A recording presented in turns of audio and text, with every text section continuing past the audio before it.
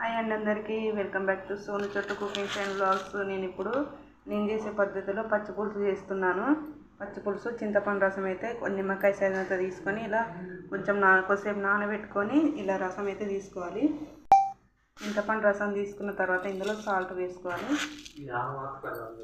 ఇందులో చిన్న చిన్న కట్ చేసిన ఆనియన్స్ వేసుకోవాలి. చిన్నగా లేవా ఫ్రెండ్స్, ఇవంట చూడు, చిన్న చిన్న కట్ చేసిన. ఒక స్పూను కారం. ఇప్పుడు ఇలా బాగా కలుపుకోవాలి.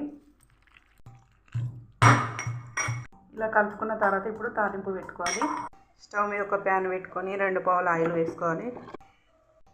ఆయిల్ వేడిన తర్వాత పోసు దినుసులు, జీలకర్ర, ఆవాలు, మెంతులు, ఎండుమిర్చి, ఆ తర్వాత పచ్చిమిర్చి ఫ్రై అయిన తర్వాత కచ్చపచ్చ దంచిన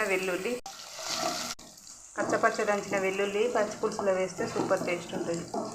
ఆ తర్వాత కరివేపాకు, ఆ తర్వాత పసుపు.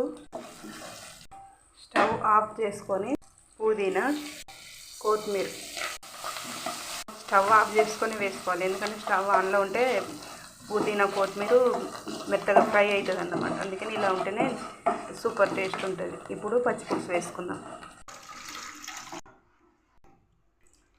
అంతే ఫ్రెండ్స్, ఈ పచ్చి పులుసు అయితే టేస్ట్ అంటే ఎలా ఉంటుందంటే పప్పు, ముద్దపప్పు, mutton, chicken fry, mutton fry చేసుకున్నప్పుడు ఈ పచ్చి పులుసు వేసుకొని తింటే సూపర్ టేస్ట్ ఉంటుంది. కర్రీలో వేసుకొని తింటే పచ్చి పులుసు ఇప్పుడు నేను ఎందుకు చేసినానంటే చూడండి, మటన్ ఉన్నది, అందుకని మటన్లో వేసుకొని తిందామని చేసిన రైస్, వేడి రైస్.